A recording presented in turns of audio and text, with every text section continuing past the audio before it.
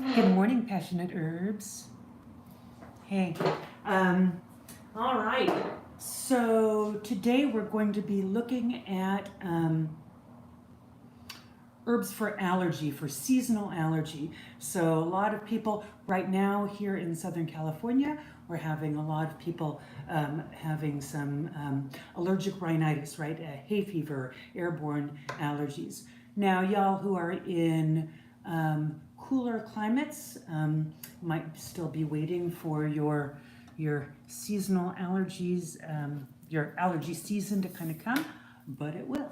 And so I wanted to talk today about a recipe for a really good allergy tea blend, and in looking at that we'll kind of discuss some of the primary issues with airborne allergies and then some ways to bump that up and get an increased response from that, other things that we can add to it. But first, I made tea. And this one, I'm not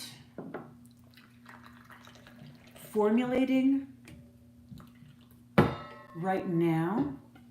Oftentimes, as people have, been here for classes, know I like to formulate on the fly. I love to just kind of grab a bunch of herbs and throw them together, kind of looking at who we have and what we're dealing with. But I really like our allergy tea blend, and so I was gonna grab the herbs that I would just generally use for this tea blend. So I thought, instead what we'll do is we'll look at the formula and then kind of discuss the concepts behind it.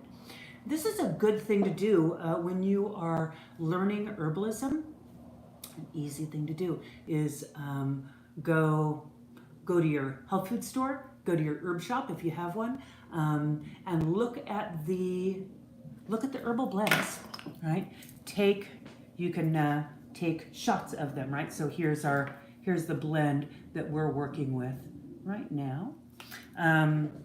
You can go online and just look up herbal tea companies and write down their formulas, and then sit down and see if you can figure out how and why they blended the formula that way. Sometimes you can't. Sometimes you're like, I don't know why that thing is in there. Someone came to me a little while ago with some, wanted me to formulate some detox tea blends. I have feelings about that. Detox tea blends that someone else had made and they just wanted me to formulate for them.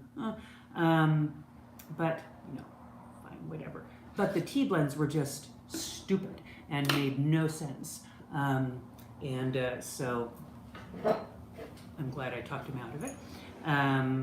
But so sometimes, good morning, sometimes tea blends won't make sense. And sometimes it's because you are not kind of in the brain of the person who made the formula. Sometimes it's because they don't make sense. But here, I'm going to have you come into my brain and we'll look at this blend and discuss it. We are looking at tea blends for allergies today. Can I borrow a piece of paper too? You sure the notebooks can. Right under there in the clipboard section, there should be, and if not, I will give you some. Oh, no problem at all. And actually, I think that someone was looking for a... There's one here. Oh, there's one. Cool. Yep. Okay. Thanks. There we go. Good. So we're talking about airborne allergies, hay fever, airborne allergies, and such. So we're going to talk about some of the basic concepts. Then we'll look at the tea and plug the herbs into the tea blend, see where they fit in these larger concepts, see what other herbs that you could use. All things are starting to get green. Allergy season is hitting hard. Yeah, it is really,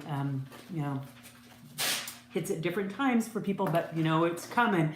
And some people are just really, really susceptible to it. If you can get kind of a protocol going beforehand, a month or two beforehand, it's really nice for helping to kind of build that resistance before they hit. It's less effective, but still effective to work afterwards. All right, so some basic concepts about hay fever. It is part of a pattern of allergies, of what we call atopy, right? So this is just kind of the allergic response in the body. So this is hives, it's food allergies, it's asthma, it's eczema, right? So these are all kind of ways that the body presents evidence that the immune system is pissed off about something. The immune system is really, really unhappy about something in the environment. So part of the work that we have to do, the kind of the longer and the deeper work, is figuring out what that thing or things are. Often they're multiple, and limiting them. But then also we want to kind of work with addressing why is the immune system so responsive. Why is it in your body and not in my body? Why can you not have cats around you? Because you'll just start crying and dripping, and I'm fine with them, right? It's not the problem of the allergen. It's not the problem of the compound that causes the allergy. It is the immune system response to it.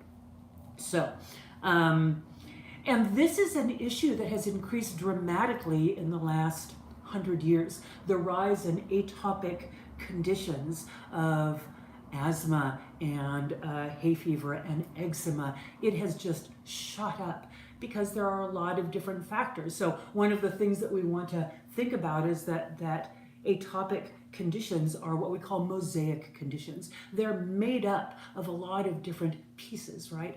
And so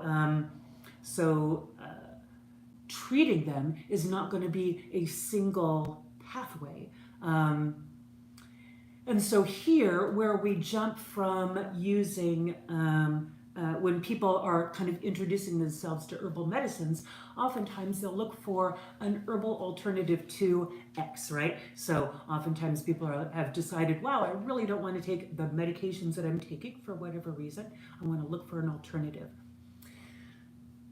But medications work in a very specific and narrow and focused way, and they're sometimes quite effective, generally very effective in what they do. Unfortunately, that effectiveness comes with some costs, and those are the side effects that come along with it, the long-term effects of using those. Whereas herbs generally tend to be a little bit milder. They take a little bit longer time to work in the body, but they have a wider range of activity. They're working on a number of different paths. Again, this mosaic concept, the mosaic concept is the cause of the atopy, and the strength of using herbs is that they are mosaic healers. They're working on a number of different levels. So they are perfectly geared for use in atopic conditions, along with a lot of the other primary concepts that I'm not going to go into right now because we only have an hour for this class, and so we need to step it up. But looking at food allergies, right? Food allergies are one of the major contributors to all sorts of atopic conditions. And that can be, dairy and wheat and corn and soy and citrus and, various different things. Finding what it is for you and being mindful that it's probably not going to be just one thing. It's going to be a number of them, because this is ultimately an immune reactivity issue, and an immune system that is reactive to one thing is likely going to be reactive to a lot of them. So sometimes at the very beginning of creating a protocol for atopic conditions, it can feel really narrow. The diet can feel really, really narrow, but it's helpful to remember that is not a long-term thing, right? It's just kind of getting things under control. Environmental toxins, our exposure to environmental toxins, again, over the past century have increased dramatically, and they are certainly a causative factor. So reducing as much as possible your exposure to environmental toxins, and so that means having air filters inside your homes, maybe having hardwood floors instead of rugs so that you can sweep them. Looking at the detergent that we're using in washing our clothes, looking at airborne particulate matter, all of these things, limiting those is going to be helpful as well. In terms of herbal support, here's where, so that the other areas, here's where we can really kind of go to town on that, on herbs to support these. So diet, that's stuff you got to do. Protection against environmental toxins, that's stuff that you got to do.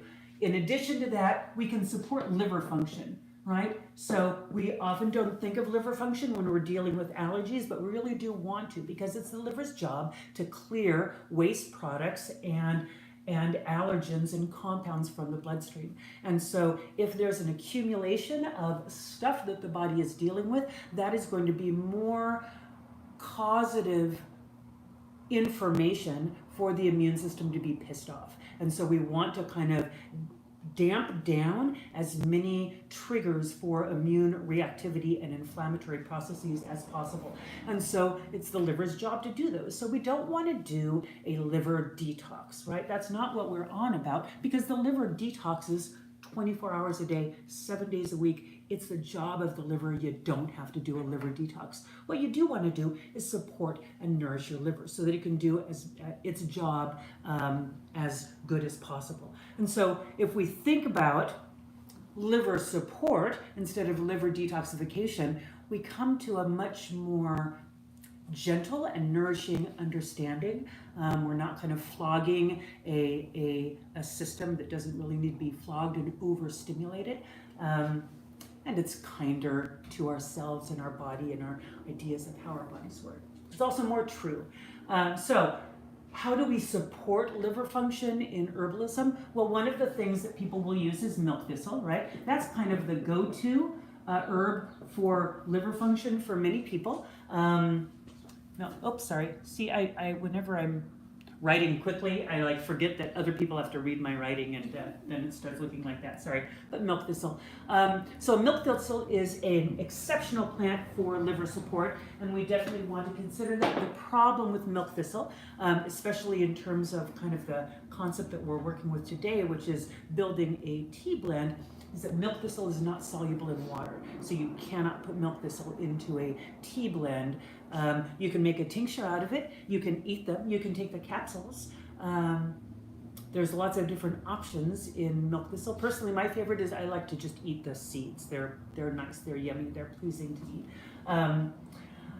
So the caveat with milk thistle, you cannot put it into a tea blend. If you see a tea blend with milk thistle, this is kind of what I was talking about in looking at some of the tea blends, and sometimes they're not going to make sense. This is one of them. If you see a tea blend that has milk thistle in it, that does not make sense in terms of the chemistry of solubility of constituents if you're making a tea blend out of it. How does it work with the liver, or what does it do? Milk thistle has a number of different actions that it has on the liver, and that's why it is one that we go to most often, because in terms of the effects that it has on the liver, there aren't other herbs that have such a wide range. So it is hepatoprotective, meaning that it's protecting against hepatotoxic actions from medications that you're taking. For example, if you're taking pain medications, NSAIDs, they have a specific hepatotoxic effect. And so we can use milk thistle co-administered with acetaminophen. And what we find is that the acetaminophen has a dampened effect on liver damage, because we are protecting it, because the milk thistle is allowing the medication to do its job, but exerting a protective effect on the liver. It is also regenerative to the liver, so that if you have, the liver regenerates itself anyway, right? That's one of the nice things about working with the liver, is that it is an organ that can heal itself, that can rebuild itself. And so oftentimes if we just kind of take away some of the harmful things that we're doing to the liver, back off and give it some time, give it the things that it needs to nourish, then it can regenerate and rebuild. So, but milk thistle can help with that, in that regeneration. It stimulates activity of the liver cells, the hepatocytes that work in allowing the liver to do its job. So it's increasing liver function. So it is stimulating liver function. So there's three. We have hepatoprotective, hepatostimulant, and hepatic regenerative. And the fourth is the fourth is something that I'm going to think of in a little bit, because right now it's just going away. But generally, most liver support herbs are going to do kind of a couple of those. But milk thistle does all of them. So that's why we like milk thistle. But you can't use it in a tea. So what are you going to do in a tea blend? What would you put in a tea blend if you didn't have milk thistle? Can you think of other herbs, or you folks online, can you think of other herbs that you would use for liver support instead of milk thistle if you were making a tea blend instead of a tea? Burdock would be a great one, absolutely. And one of the nice things about burdock is that it is supportive to other eliminative channels as well, right? So it's not just liver, it's also kidney and lymphatic system and skin. Liver has a particularly beneficial effect, and burdock has a particularly beneficial effect on the skin. And it's a nice one if you're looking at an atopic condition that is affecting the skin, which would be primarily eczema. Right? But it doesn't, it's very bitter, right? So it's not very bitter. It is often called a bitter, but it's more sweet. Oh, okay. Yeah, Really it's got some bitterness to it, but it's very, very sweet because it has a really high amount of the inulin, the fructooligosaccharides sweet compounds that the Asteraceae family generally tends to deposit in its roots. So burdock and dandelion root, which is another one that you can think of. Oh, and za, just said it as soon as I was saying it, dandelion root. Absolutely. So when you're thinking of a tea blend, of an herb to add to your tea blend because you want to support liver function, don't think of milk thistle. It's not going to work. But you could throw in burdock and you could throw in dandelion root. Yeah, 10 points to use that. Absolutely, dandelion root is kind of the one of the key plants to use. Abundant, easy to get. Everyone can get dandelion. It's growing right out there. You can get it in the apothecary. You can grow it yourself. Specifically, not the roots specifically. From the greens or not? No.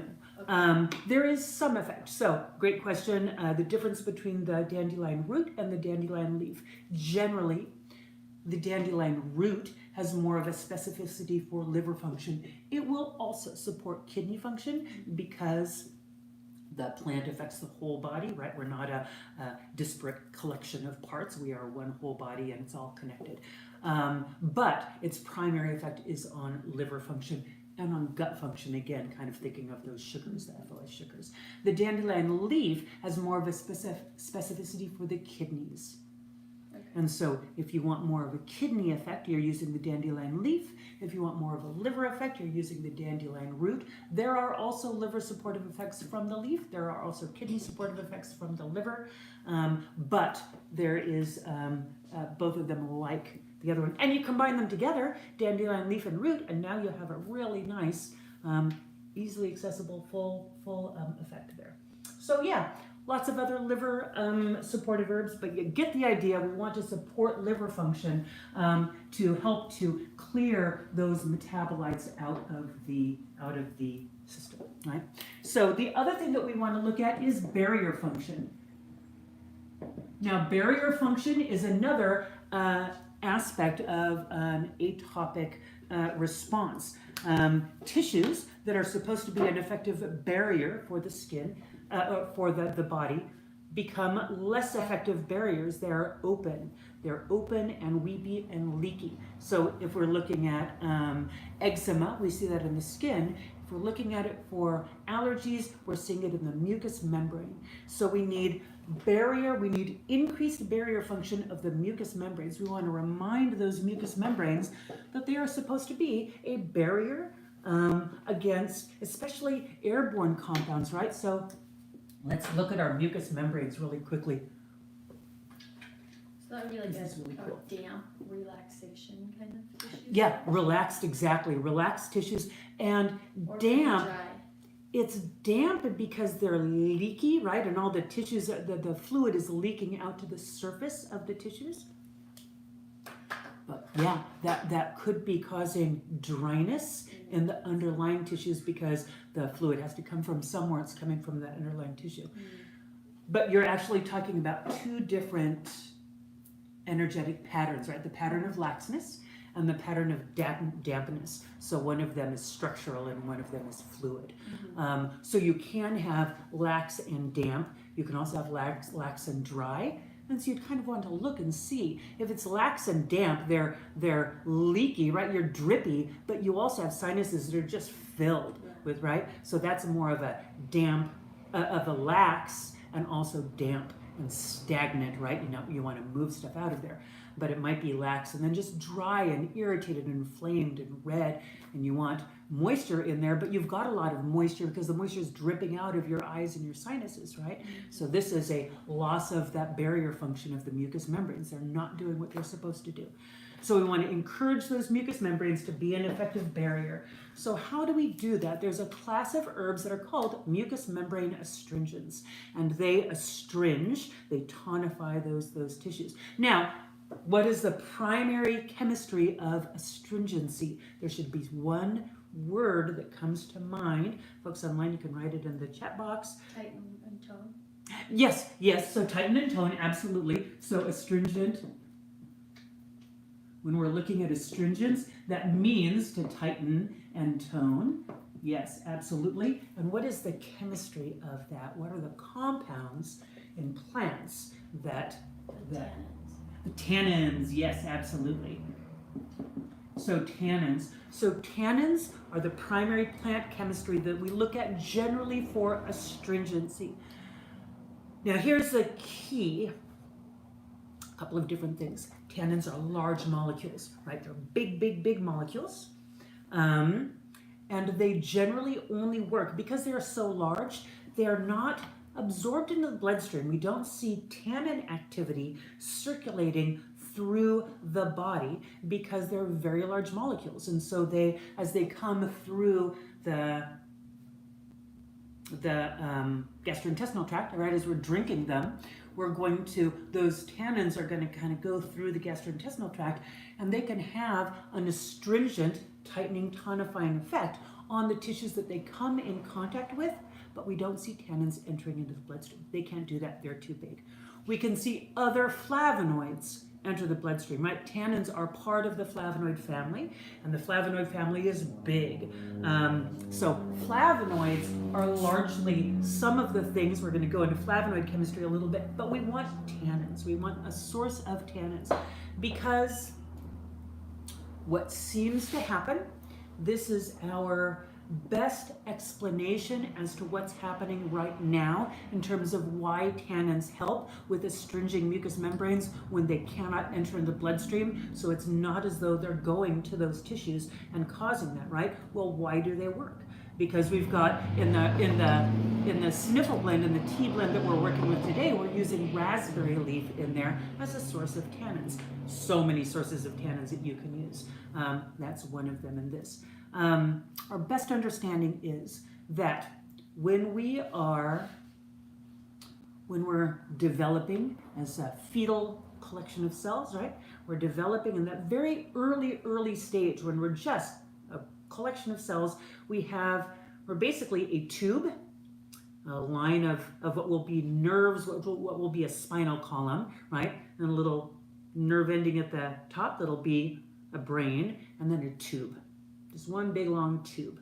And that tube differentiates as the fetus develops, and all of those tissues start to specialize and become specialized areas, and they'll become a sinus cavity and eyeballs and esophagus and gastrointestinal tract and vaginal tissue and lungs, and all of these tissues become specialized in what they're working with. But originally they were that one kind of that column of mucous membrane cells. And so our best understanding of why tannins seem to cause this reflex response, which is what we call it, a reflex response, is because as we drink our tea and we feel that astringency on the mucous membranes of the body, there's a reflex response of other mucous membranes through the body that say, oh, we're astringing, we're tightening, we're firming. That is what we're doing. Let's all get on board and tighten and firm. And so this is one of the theories as to why certain astringent plants are really, really helpful when we're dealing with conditions of that stagnation. We're not getting those tannins up into the sinuses, but the sinuses act as though they were astringed. Our best understanding is it's that reflex response. It seems to be what's happening. That could be wrong. We could find out later that that isn't actually how it's working, but that seems to be how it's working now. Right, so tannins and then other flavonoids, because whenever we're dealing with, because you called it exactly, the tissue state that we're dealing with is a lax tissue state. And so whenever we're dealing with that lax tissue state, we need to tonify, tighten and firm and strengthen those, improving the barrier function. And so generally a tea blend, a diet that is rich in flavonoids in general is going to be really, really beneficial. And again, I think every class we talk about flavonoid chemistry because it's so important in herbal medicine, particularly when we have a lack of structural integrity. That is one of the primary reasons for flavonoid chemistry. So tannins, some sort of tannins is great, but there is one particular flavonoid which is also very, very beneficial for atopic conditions in particular. So flavonoids, we've got tannins, definitely, but the key flavonoid when we're dealing with this is a compound called quercetin. All right, so quercetin is a specialized flavonoid. Now, when we see the word flavonoid, what I want you to think immediately, there are three things that I want you to think of. Whenever you see flavonoid, you should think that it is anti-inflammatory. It's tissue stabilizing, strengthens tissues. It's one of the keys to flavonoid chemistry. They strengthen tissues. What kind of tissues? Well, until you know which flavonoid you're dealing with, if it's just flavonoids, all you know is some kind of tissue somewhere in the body is going to be strengthened. If it's tannins, then it's the tissue, the mucous membranes, or the tissue, the skin that it's coming in contact with. If it's quercetin, it is mast cells. Mast cell membranes. Right? So mast cells are cells of the immune system that trigger immune reactivity, right? They are kind of the culprits in a lot of atopic conditions. So when we have mast cells produce histamine, right? These release histamine. Histamine is a cytokine. Cytokines are cell messengers. They just kind of tell the body something's going on. Histamine tells the body, hey, that tells the immune system something's going on over here. Bring over some immune cells to deal with this thing, and let's also kind of set up a lot of red flags that we're just kind of unhappy about stuff that's going on here, right? So that's the message of histamine. Super helpful if you have a localized thing going on that you need that activation of immune response. However, in that activation of immune response, you have tissues opening up and becoming leaky. You have fluid moving into the area in order to dilute the potential pathogen that's been introduced into the body right there, right? They want to corral it, stop its area of movement. That's why inflammation happens, and then the fluid gets in there to dilute it, right? So all of these are things that your body is doing in order to protect itself, right? It's just not helpful and not necessarily a good use of the immune system. So we take antihistamines, right, to reduce histamine response. This is oftentimes one of the only things that people have when they're dealing with allergies, is they're given an antihistamine, and that's kind of it. If you take quercetin, so you can take quercetin as a supplement, it's available as a supplement, but it's really expensive and it's very hard for your body to absorb. So you'll see oftentimes with quercetin, they'll add in other ingredients. You'll see bromelain, which is a proteolytic enzyme. You'll see other cofactors added in. Sometimes you'll see black pepper. So it's kind of like, turmeric, right? You're always having to add things to turmeric to enhance its absorption because it doesn't really absorb well by itself.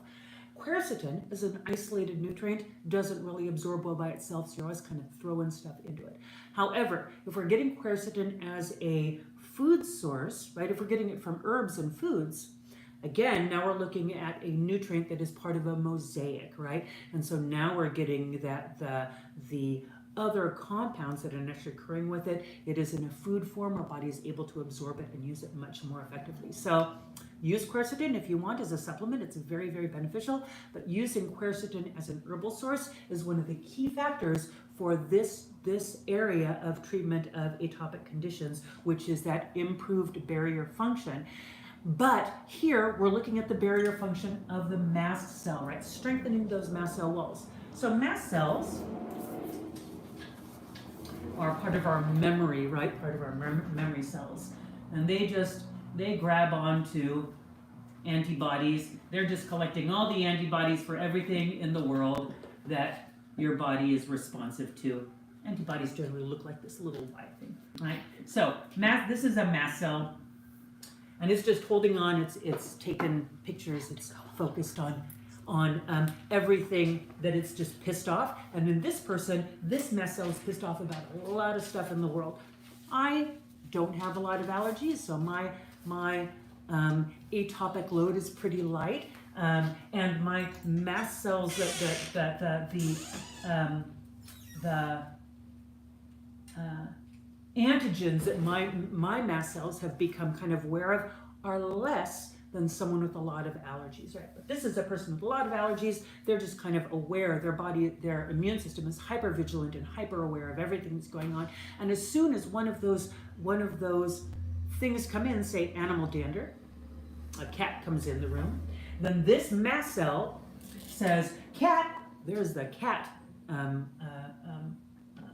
antibody that we have, and it's going to release histamine, right? It's going to release histamine as an immune response and start the whole allergic cascade, right? And this mast cell has a cell membrane that is particularly reactive and delicate and gentle. It's just going to, at the slightest provocation, release those histamines and start that whole inflammatory allergic response. Quercetin stabilizes mast cell walls. Again, flavonoids stabilize tissues, right? That's what they do. You just have to know which flavonoids so you know where the stabilization effect is happening in the body. For quercetin, it is mast cell walls. If we stabilize this, again, think of what the concept of improving tissue stability and strength is, right? If we improve tissue stability and strength, that tissue stays more strong, right? More resilient. We increase the tissue strength of these mast cells. Then when we come across these allergens, these compounds, the mast cells aren't quite as likely to release that histamine and have that whole histamine response happen, that then we're having to take, antihistamine compounds and all of that to get rid of, improving liver function to get rid of those. You don't have to do all of the downstream antihistamine cleanup effects because there's not histamine being produced in the first place. Right? That's why quercetin is so beneficial for allergies. Now, where do we get that if we're not taking the supplement form? You can take a supplement, but most of the herbs and foods that are commonly used for allergies happen to be very quercetin rich. So one of them is nettle. Stinging nettle. So nettle leaf is a great source of quercetin, and we see this. Nettle is one of the primary plants that's used for allergies, right? This is one of the reasons why. Again, mosaic, lots of different benefits to nettle, lots of different benefits to nettle specifically for allergies. The quercetin is just one of them, but it's an important one. So nettle leaf, abundant usage of nettle leaf is going to help to reduce those fluids. So we also want to think about, as we were talking about a little bit earlier, that there's that structural pattern of laxity, open tissues that needs to be tightened up. Yeah, and it's not just the mast cells, it's also the mucous membranes, right? So we'll go into those in just a little bit. Part of that is the part of that is the tannins, but there's other compounds. But the nettle leaf is also improving liver function. It's a mild liver compound, and it is a kidney tonic. So nettle is also a diuretic. It's moving that fluid out of there. So if we have a pattern of stagnation with a lot of fluid kind of accumulating in those sinuses, you just feel like your sinuses are just filled with snot. And even though you're drippy and leaky, your eyes are leaking and your sinuses are leaking, they're still filled with that fluid, right? So we have that combination pattern of laxity of tissues, those open leaky tissues, and also stagnation. There's too much fluid in there.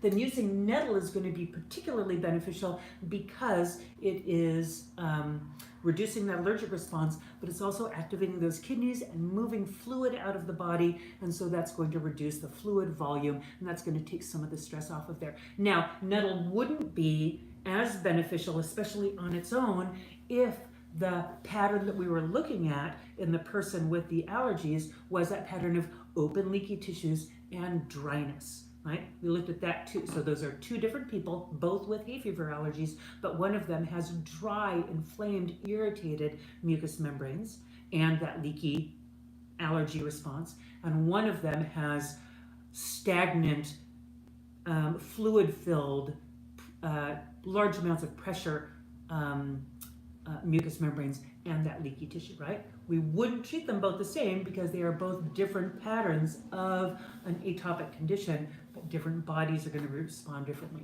So if we gave nettle leaf just by itself to that other person that had the allergies but with that dryness, because nettle is very drying, because it's moving fluids out of the body, we could exacerbate that pattern of dryness and irritation and inflammation and reactivity.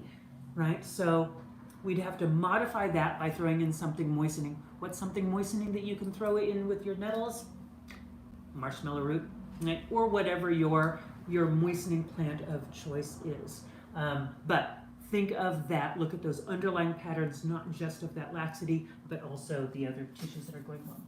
If it is, okay, so irrespective of whether that pattern is stagnation or dryness, we also want to look at other ways to strengthen those mucous membranes, right? Again, barrier function is one of the keys here. So we did a little bit using a tannin source. In this one, it was the raspberry leaf, but tannins are abundant in plant medicine, so you can find them all over the place. But there's also another class of herbs that are specific mucous membrane astringents that just have a wider range of other flavonoids that just have that affinity for mucous membranes. So one of them that you'll often see is eyebright. Eyebright is euphrasia.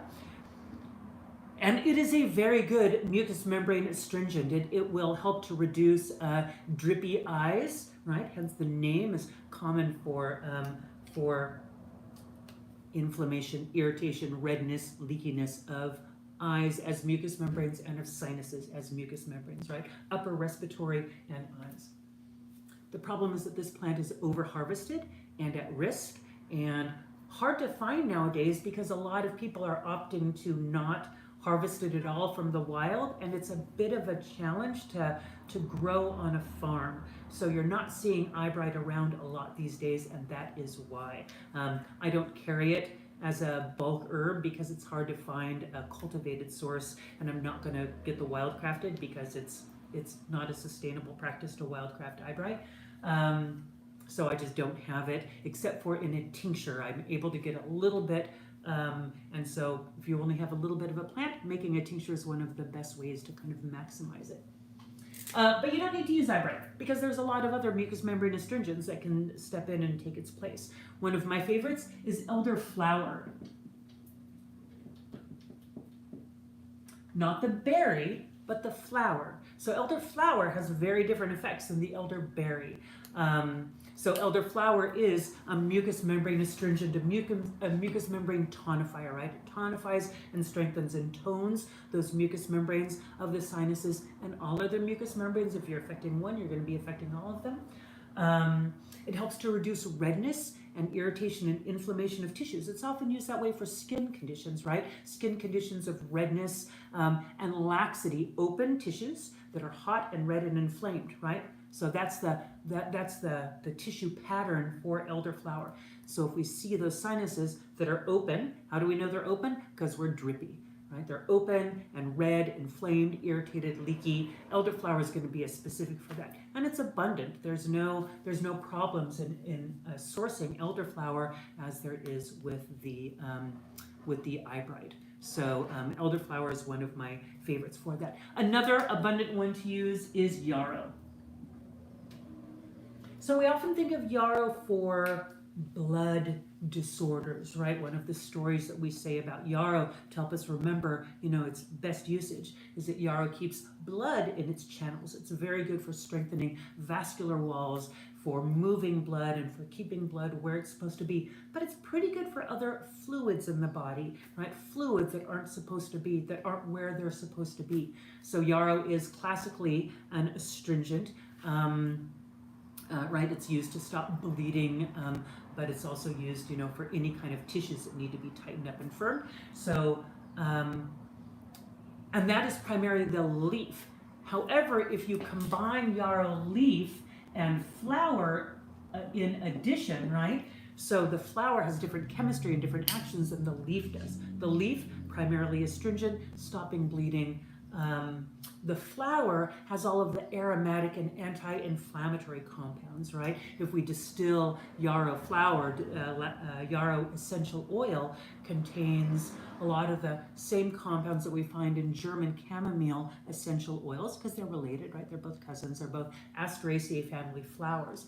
But they are some of the blue flowers. Those blue compounds, artifacts of distillation, when you distill yarrow flowers, when you distill chamomile flowers, a couple of other Asteraceae family flowers, you get these blue essential oils. That blue pigment is indicative of pretty strong anti-inflammatory compounds that are found in the volatile oils in those flowers. And so when we have inflammation of the mucous membranes, that's what's going on here, right? That is that allergic response is inflammatory at the very beginning. That's the first start of that allergic response. Yarrow is specific for that. Yarrow flowers are specific for that. Not so much the leaf, but the flowers. So if you're harvesting yarrow, you can harvest both the leaf and the flower, or just the leaf or just the flower, depending on which action you most want from that. Another really great mucous membrane astringent that we can use here is hyssop. Now, hyssop is a more aromatic mucous membrane astringent, right? It's a member of the Lamiaceae family. That's a mint family. Think of it as a really mild oregano, right? So it's got a little bit of the spiciness of oregano or thyme, not nearly as much. It's not as heating, it's not as stimulating, but it's got a really nice, pleasing bitterness and aromatic quality. Hyssop is a classic mucous membrane astringent. So these all can go in a tea blend then for allergies. If we have elderflower and yarrow and hyssop, and then we add in that tannin source. We've got some in yarrow and hyssop, but we could add in raspberry is what I use. Raspberry leaf. Raspberry leaf is, as a rose family plant, lots of tannins in rose family plants. So you could substitute whatever your rose family plant or whatever your tannin source is for raspberry leaf. Now we're getting a really nice combination of mucous membrane tonics, anti-inflammatory compounds. Oh, right, that nettle is in there too. Other quercetin source for the nettle. Another quercetin source that you can use in addition to or as a substitute here is goldenrod. So goldenrod flowers, classically used also for allergies, if you don't have an allergy to them. Goldenrod allergies, no, I'm not going to go down that path, but a lot of people think that they're allergic to goldenrod and they're not, because things like ragweed will bloom at the same time as goldenrod, and so there's clarity sometimes there that needs to be found. Many people find that goldenrod taken as a tea or tincture is a profoundly effective anti-allergenic herb. There are some people who are allergic to goldenrod, but they're not as often seen. So generally, goldenrod we can also add in here. Goldenrod flowers are very, very rich in quercetin, so they're another quercetin source, kind of like the nettle. But my favorite quercetin source of all is onions. So yellow, brown onions, just your basic onions, are one of the richest food sources of quercetin that we have. They're extremely high. And quercetin is heat stable. So you can take a big old pot of onions and cook them down. Just keep on cooking for 4 hours, 6 hours, and you'll end up with the most delicious and delightful pile of caramelized onions, right? Cook them down until they're dark brown and sticky and sweet and delicious. And what you have made is a concentrated quercetin source that you get to eat every single day because that's your medicine. Make a whole bunch of it, freeze it, and just take out little bits every day and have about a tablespoon of caramelized onions every day. It's some of the tastiest medicine that you can possibly make, and it's a very, very good option for allergies. Plus, you can tell people to, back off and not eat your caramelized onions because they're your medicine. You need them. You don't want to take them. You have to take them. So, so that's an addition. So you've got a tea blend here that would be really beneficial for drinking ad libitum, right? As much as you would like for helping with allergies. And they'll help immediately astringing and tightening and firming those, moving fluids out of the body, opening up those tissues. But they're also going to help long term. The more that you can, the earlier that you can take a formula like this before allergy season starts, the more effective it's going to be, particularly if you're looking at that function of the quercetin portion of it, right? Because if you're looking at building tissues, so there's a difference between immediate astringing of tissues, right? As we would get with tannins. Tannins are going to astringe tissues. They just go in and bind to those tissues and they go, whoop, the tissues tighten up. But that's not a long-standing effect, right? That's a localized, immediate effect, a topical effect with that sympathetic response that we were talking about earlier. But tannin astringency does not last for a long time because it's immediate topical effect. The long-term effect comes from long-term ingestion of those flavonoid-rich herbs, plants, foods, things like that. Because they're going to change the structure of the tissues. They're changing the structure of the mucous membranes. They're changing the structure of those mast cell walls. And anytime you're changing the structure of a tissue, that takes time, right? Because you're building something. You're not just opening up the kidneys and moving fluids out of there as a diuretic effect, right? That's a rapid response. I saw that comment and I'm gonna pull that up again.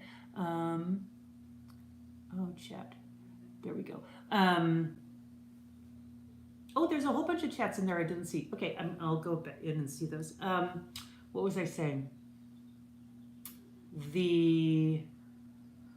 I had a point that I was saying there, and then I saw the chats and I got distracted. So the long-term effects of taking flavonoids are building up those tissues. Building up tissues takes a long time. So depending on the effect that you're wanting from the herbs, always think about that. Whenever you're thinking of something that's going to be changing structure, you gotta give it time. Your body takes a little bit of time to build tissues and repair tissues. Okay, so let's go back. Sorry, just had to remember where I was. Gee, beautiful day here in West Virginia. Nice. Yep, dandelion, really little late. Can these plants and herbs be used dry? And if so, are they as effective? Hi, Denise.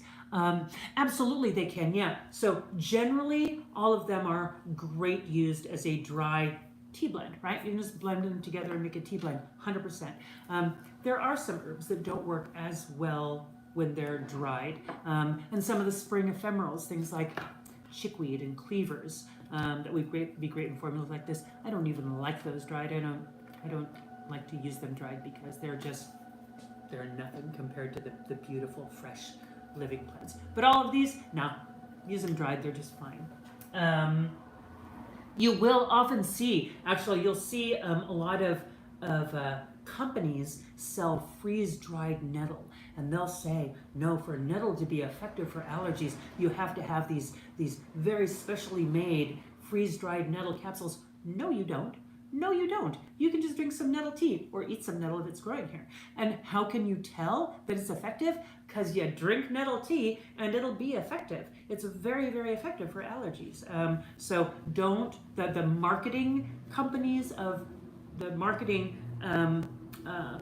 arms of companies that are selling stinging nettle freeze-dried capsules will have you believe that's the only way to use them, and totally it's not. And you can tell by drinking some nettle tea and seeing how that feels. Now, so there's your tea blend. There's some caramelized onions to add in there. I do want to add in one other area that we haven't looked at. So we looked at barrier function. We looked at improving liver function. We looked at clearing waste products out of the system.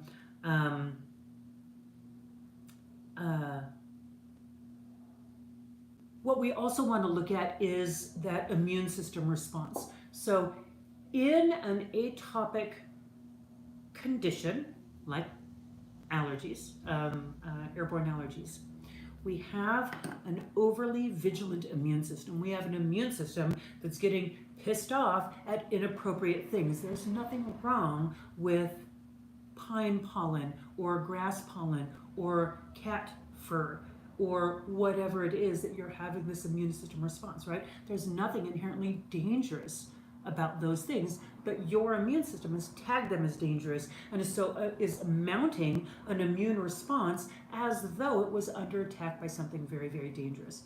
So what we want to do is we want to use things that help to quiet down and normalize that immune system response, what we call immunomodulators.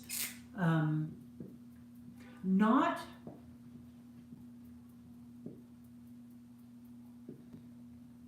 immunomodulators. So things that are modulating immune system response are regulating, normalizing immune response. What we would also call immune amphoterics, right? So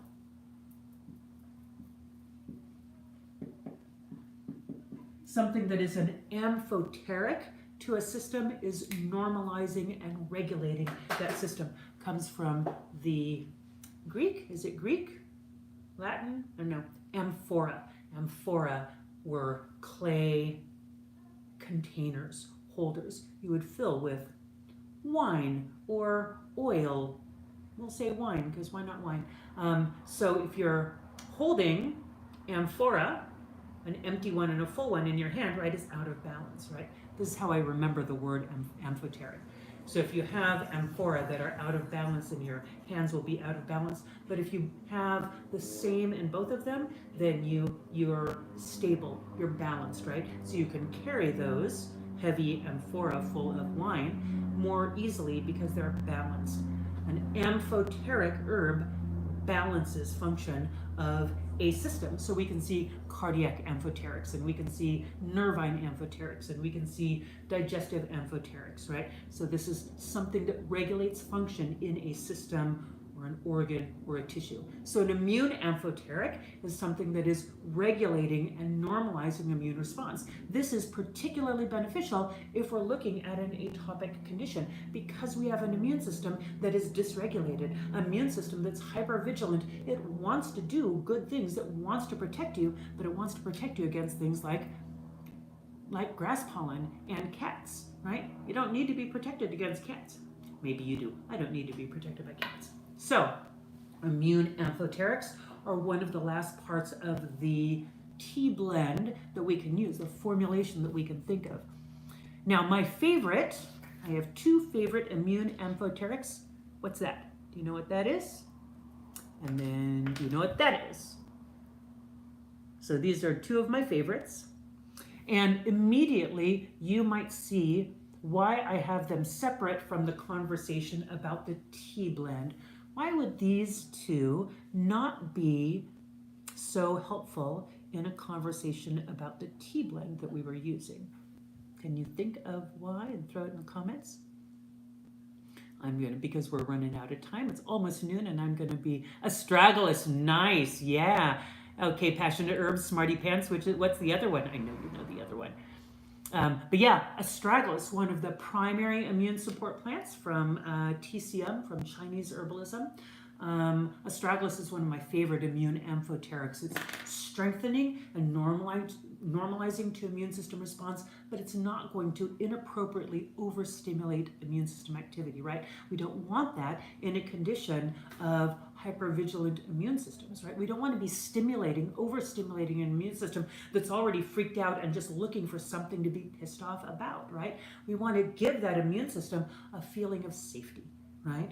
That's kind of one of the larger concepts that you want to look at in an atopic condition, is you want to give that body, that person, those tissues, that system that's under attack, whether it's the skin or the sinuses or the lungs, a feeling of safety, right?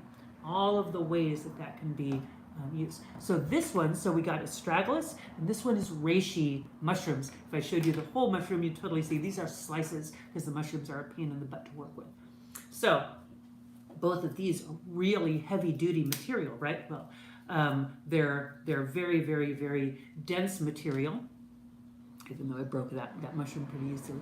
And so these aren't appropriate for adding to a tea blend that is leaves and flowers, because these take a long time to extract, and these do not take a long time to extract. So if you combined astragalus or reishi into your tea blend that has hyssop and nettles and elderflower and all of that, someone's going to be unhappy in that tea blend. Either the herbs are going to extract too long and lose a lot of the more delicate compounds and the volatile compounds, or these will never extract in time and you won't get the medicine out of them.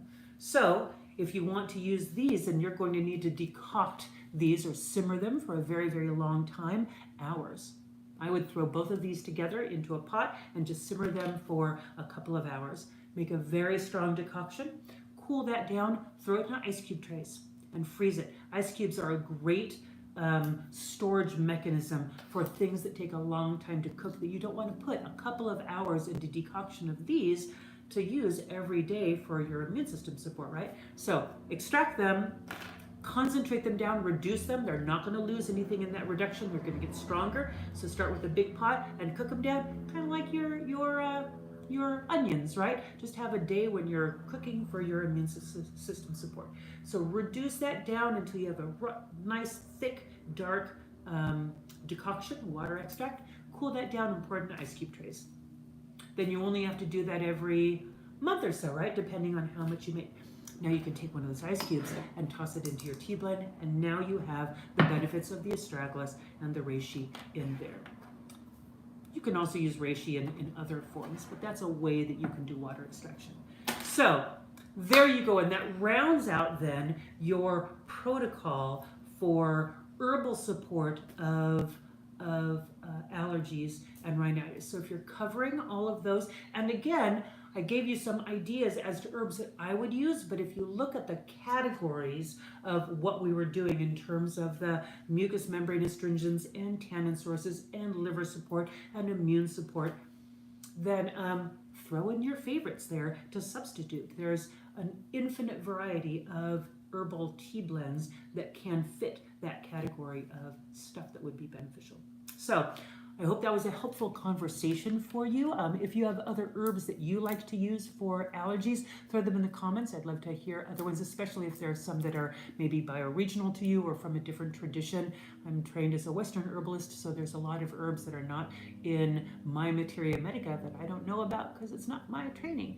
But I'm always wanting to learn. So yeah, let me know other ideas that you have for things that help with allergies. And I will see you next week. Thanks for showing up, having some tea with me, and I will see you next Monday. Bye-bye.